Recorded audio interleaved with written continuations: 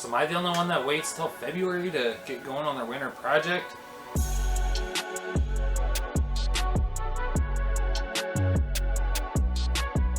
If you're new to the channel in the last 8 months or so, you probably didn't know that I'm building this Kingpin Dana 60 to replace the heavy-duty Dana 44 that's in my Jeep YJ now. It came out of a 78 or 79 Ford F350 or a Snow Fighter. Picked it up about a year and a half ago on my birthday. Came with a bunch of terribly made brackets and a truss, so I cut all that stuff off and made a few videos on tearing it apart down to a bare housing. I made some setup bearings for the eventual gear install. Luckily, it had good 513 gears that matched my Jeep, but the Detroit locker it had was roach. I started collecting a lot of high-dollar parts to make it bulletproof, which is outside of my normal low-budget strategy, but I figured buy once, cry once. Not to mention, I got help from a wonderful subscriber who sent me a brand new aux locker to stuff in there. All was going well, but then last year I got hurt and needed surgery, and progress slowed to a screeching halt. After I recovered, it was wheeling season and I ignored the axle. It's taken me a while to get motivated to resume progress on it, but here we are, and now you're all caught up, so let's get into the video. Hey, welcome back to the channel, guys. Many of you know, and some of you probably don't, I was working on this Dana 60 build last winter. So I have most of the parts I need. I need to go ahead and put the locker in and set up the gears and everything, but I didn't want to do that until I was done welding, which means I had cut this old truss off. I have to finish out that, but I couldn't decide what kind of steering I wanted to do. And you might notice these steering arms are flipped around backwards, and this axle used to have a double ram up here on the front, and I had this wild idea of running the double ram back here behind the axle and building this plate that would weld into the diff. That's why I didn't want to get the gears and the seals and everything in there yet. I feel like I could have made it work, and there's a reason why I was going to do it, and that's just because of clearing. Because when you try to have your tie rod up here and hydro assist and a drag link, and then you have your wheelbase stretched, it doesn't play nice together, and I would never be able to stretch anymore. Yada yada yada. I was trying to future-proof it, but what that's done is just make me stop in my tracks, because I don't want to weld all this crap onto the housing and then find out that it's not going to work, or it comes up and hits the crank pulley or anything like that. So I think I've decided I'm just going to can that crazy idea. Really hard to get myself motivated, get back going on this damn thing. And one of the things I need to find out is if my Kingpins need rebuilt or if they're bad or not. And I just can't see putting this thing under the Jeep without like taking it apart and checking them. There's still a bunch of crap that needs cleaned up in there anyway that'll make it a lot easier. There's a bunch of little bits and pieces in there, and I don't know the condition on any of it. And I don't want to get this thing in there, get out on the trail, and find out it's all clapped out. Honestly, I really want to get this thing in the Jeep for this wheeling season, because I'm tired of not having a front locker.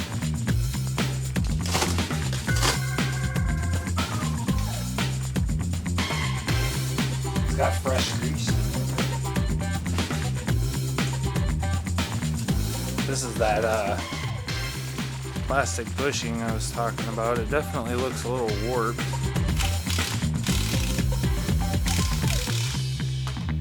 I've never taken one of these apart before, but this appears to be glued on there. Stand by.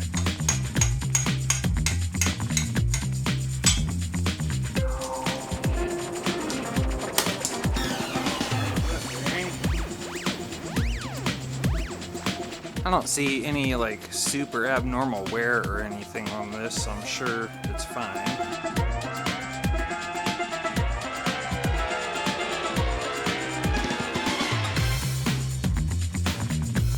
This thing needing cleaned up, it's super bad.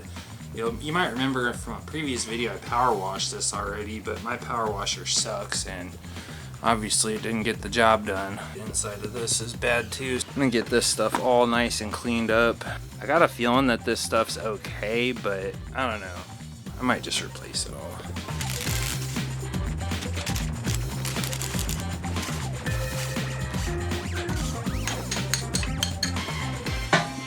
Oh wow, it all stuck in there.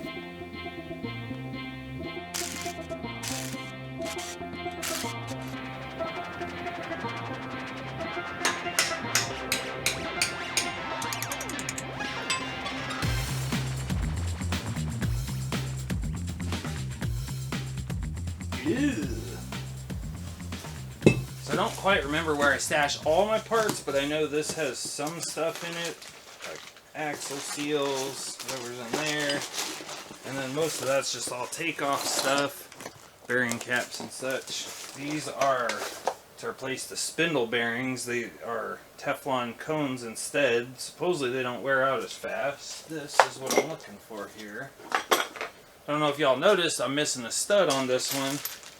Those of you that are sharp will remember from when I disassembled it, they had actually just stuck a bolt through there in a nut, and they tried tack welding it on the back of the knuckle. Obviously the tack weld didn't hold, so now there's just a hole there. So I do got 5 new studs. I thought I ordered 10 and I was just going to replace them all. I suppose I'll just install the one for now and then double check if any of them have bad threads. They got a flat side on one side.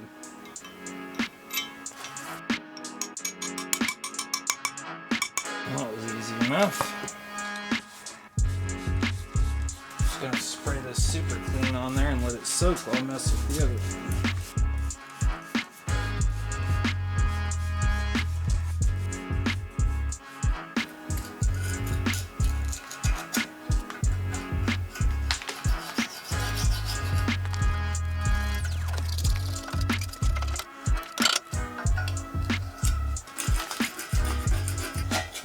God, that is some old baked on shit right there. Holy cow.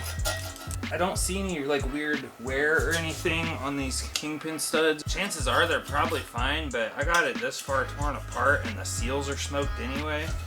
I think I'm just ordering the kit. Ugh. So gross.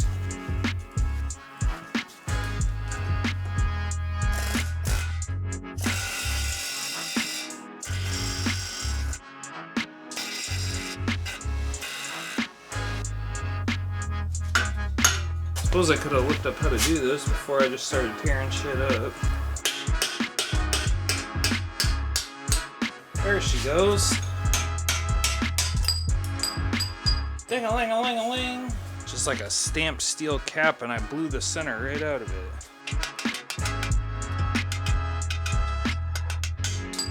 Woo! BFH to the rescue.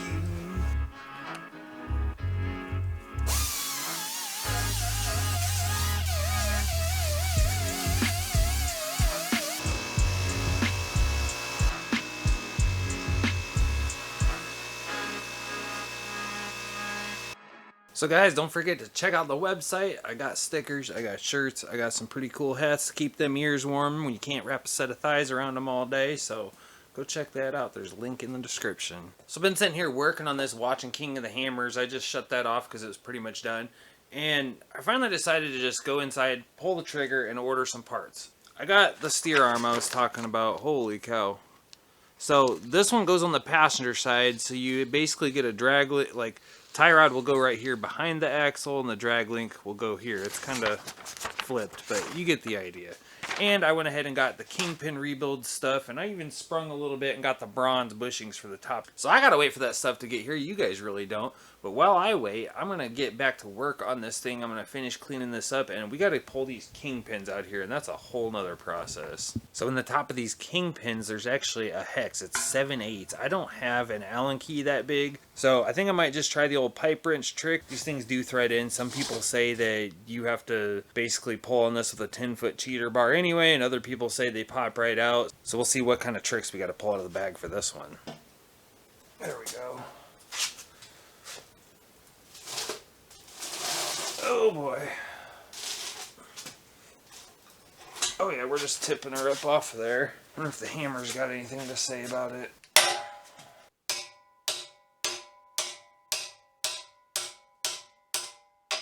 Yeah. That's kind of what I figured. Let's see if I can stand on here.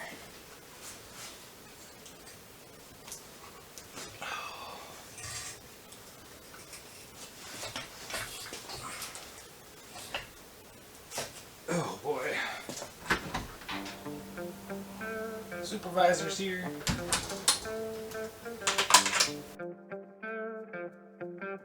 So what I'm going to try next, I ran this nut down on here. I'm going to drop this down in here and just weld it to the top of the Kingpin. Probably have to lop that off, and we'll just see if it'll impact out of there. Maybe the heat will help.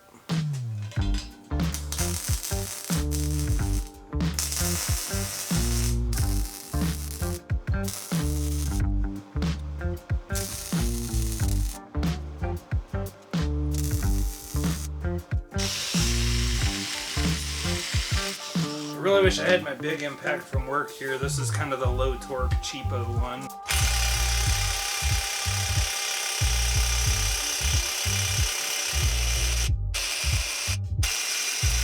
Figures.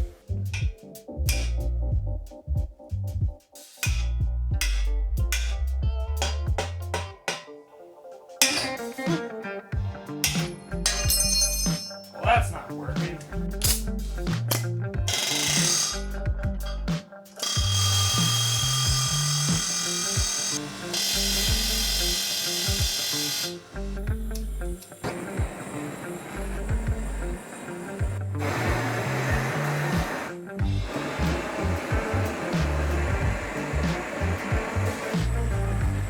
Almost 400. I'm gonna spray some Freol in there and see if it quenches and sucks it down into that hole.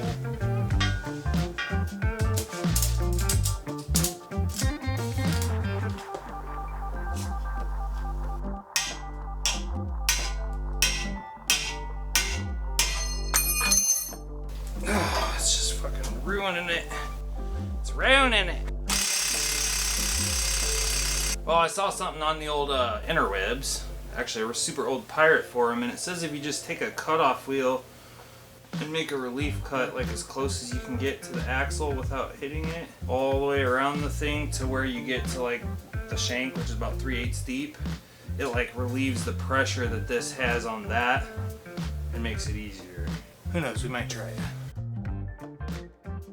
Well, I don't have my good breaker bar here. Got this little guy.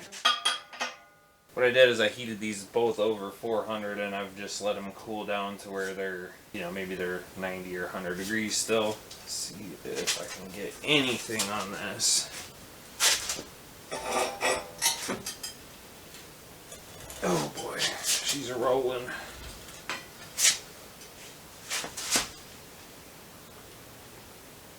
Oh shit. Shit.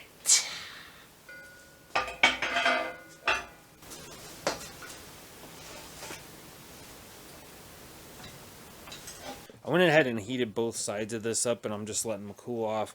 And I started thinking about this like existing piece of this old truss.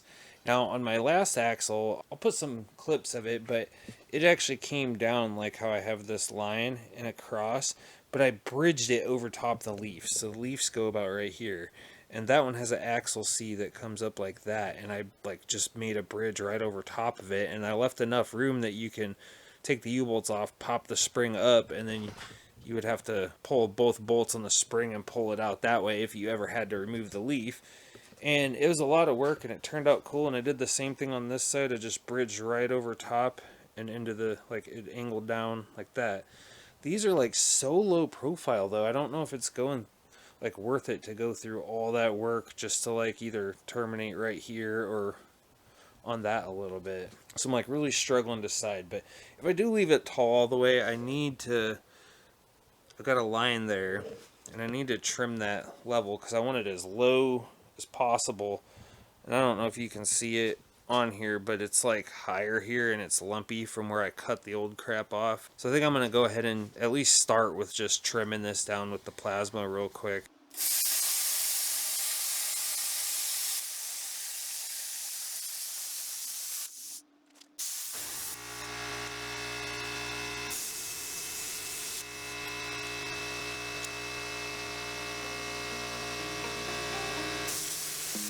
I'm thinking this looks pretty good just like this. All I gotta do is just clean her up with the grinder. You can see this one unfortunately is a little low on that side and a little high here, so I don't know, figure it out.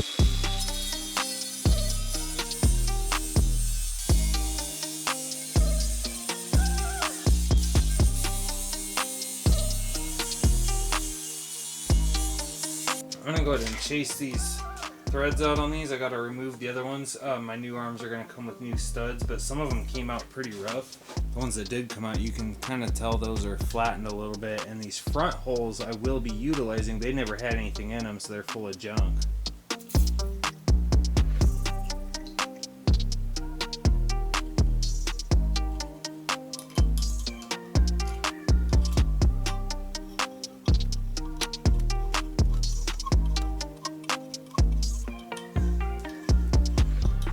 And that gets bad toward the bottom. That must be past where the stud was at. I think I might be about bottomed out too.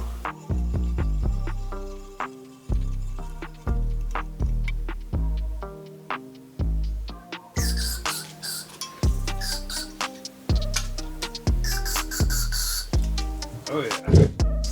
Lots of junk came out of there. Holy cow.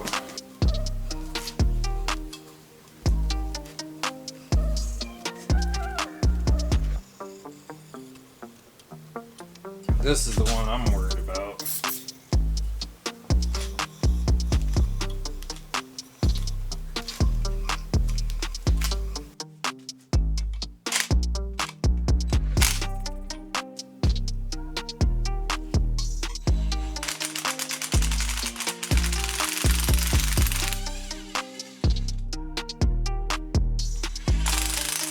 This one's horrible.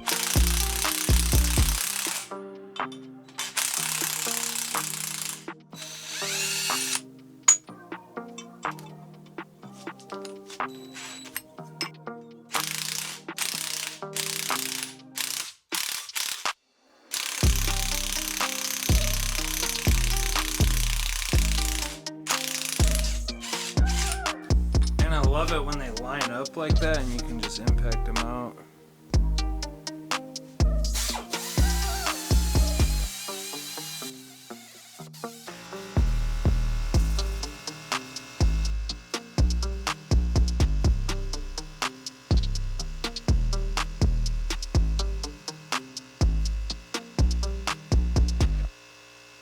Okay, so it's a new day, and the biggest Allen wrench I had at work was a 3/4, but what I did find is a lug nut off a 1-ton that doesn't have a bubble flare.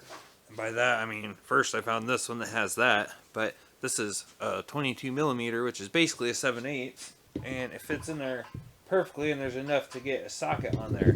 Now, I don't think that's going to be enough. I think I'm still going to have to extract these forcefully, but at least I can use this to install the new ones when they get here. But we are going to try it, though. Oh, and I also brought my better impact from work. This is the Mac Tools version. A little bit stronger than the one I got here.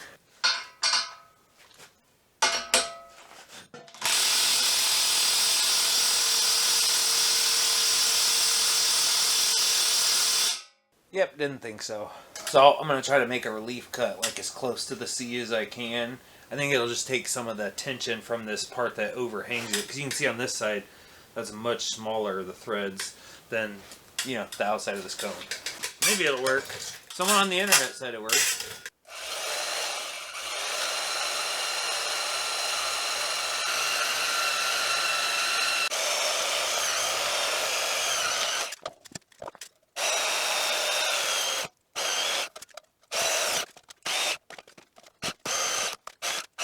That's as much of it as I can get with that. Let's see if it did anything. Son of a bitch. Well, there you have it. I believe that's the winning method right there. Just took a little bit of that pressure from this shoulder sitting on the axle C off and spins right out. That's crazy. So we just nicked it a little bit, but nothing too bad. Nothing the old flap disc can't smooth back out.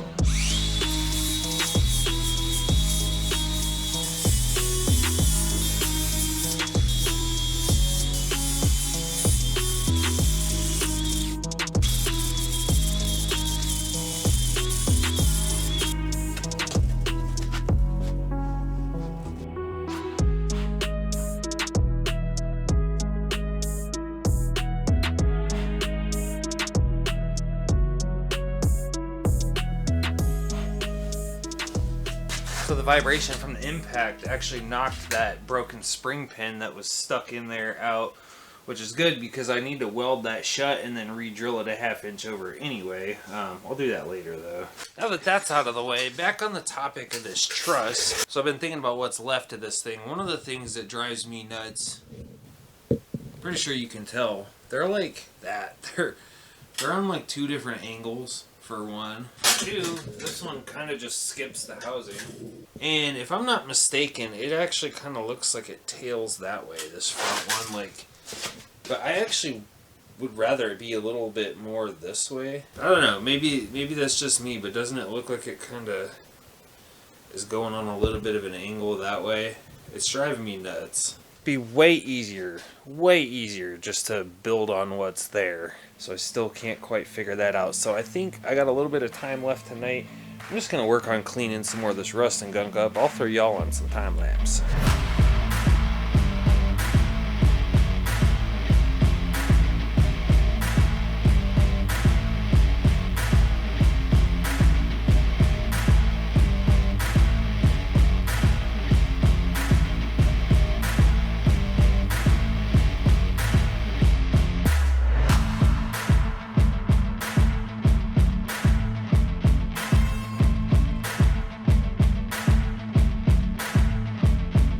While I was cleaning this up, I noticed that my vent tube was plugged up, so I kind of refurbed it, drilled it out, removed it to clean around here, and then I realized these threads are just completely borked on this thing.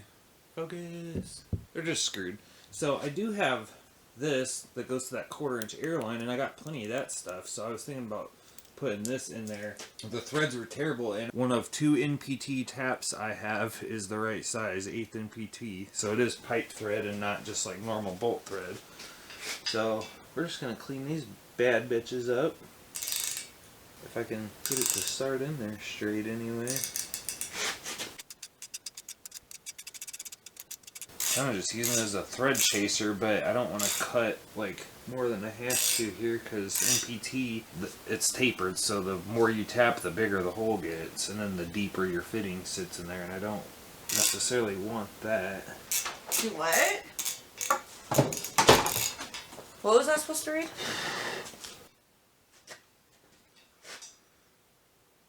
Hopefully this is enough. The only reason I'm using a 90 is because it's the only 1/8 NPT fitting I had, but we're making it work. Now, whenever I finish the truss, I'll be able to put this wherever I want to sneak that line out. Okay, so I want to give you guys like a quick and not overly complete look at the list that I got going on here. There's stuff missing, but here we go. So this is stuff that I already had. We got spindle bushing, Yukon hubs, gear install kit, the yoke. I'm reusing the 513 gears, aux locker, RCVs. That's mostly the big stuff. I got piddly little stuff. Came into this with that. This is kind of stuff that I either need to order or do. So we'll go down the list. I just ordered the wheel studs tonight. I've got axle seals. I do not have bearings for the hubs, and that's what some of this is. I don't remember which ones are correct now that I have this written down. And I also need the hub seals. So those might be the numbers for that. I do need one brake rotor because one of them is way too pitted and too thin. And before I buy that forward rotor that matches those the dual piston calipers, I was originally going to just give those a chance, but man, the GM stuff just works so good and it would match the rear. So you'll see down here I have GM brakes, so I may switch over to that and just get a kit that has caliper, rotor pads, everything. I don't know, it's just more money, but if I got to buy half the stuff anyway, why not just get rid of the dual piston Ford stuff that nobody really talks good about. So back onto this, we just got the steering arms and the studs for those. The shock mounts, I kind of want to use the same Barnes one that I did, but there's going to be a slight problem with that, maybe. You'll notice that that's them right there. They mount it this way, but I'm running my steering back here now, so my tie rod's going to run through here, and man, when I turn, it's going to get close to that, especially if I stuff this tire up. Like, it'll come up and maybe even hit this, so I may have to completely redo the whole entire shock situation. There won't be a tie rod here, so I may end up just running them off the front, which would make them land here, which means cutting these off and moving them over. But I digress. Just one of the million things going through my head. So as far as new ram, and the reason is I'm planning on selling this as like a complete axle, and that ram is already tuned and sized for the exact throw that axle has, so I think it's just going to go with, and I'll end up getting another one. Budget tells me to just get another surplus center. My heart tells me to get, a PSC setup, but my wallet, yeah. I may have some Heims kicking around for the new steering because I'm leaving that steering setup with that axle. Also, I'm pretty sure I have the DOM, or at least enough to make one link. Probably not both. Go figure. I wrote this down forever ago. I don't know what it means. MM versus BT. I really wish I knew what that means because I just don't know. And then obviously I just trust that, like I said, there's way more stuff that needs done and probably more stuff that needs bought. This was just like one day I just scratched this out like, I don't know, 8 months ago, and then I've just added a few things and crossed a few things off. You can see there's a lot that goes into this, and this is taking a long time to gather parts and gather the money to get the parts. Huge shout out to a special person who actually donated the locker to this cause. He asked to remain anonymous, but you know who you are, buddy. Appreciate the hell out of it. So I tried to hold on for them parts to get here. I wanted to get them installed in this video, but it has been a full 7 days since I ordered them, and I haven't even got the notification that they've shipped them yet. And I've honestly got enough footage to go ahead and get this video out, so I'm going to do that. So you can expect the next video to be us probably installing the Kingpins and all that stuff, and maybe finally figuring out what I'm going to do with this truss. Appreciate y'all watching. Don't forget to check out my website if you want to get a cool hat or shirt or something. We'll see you next time.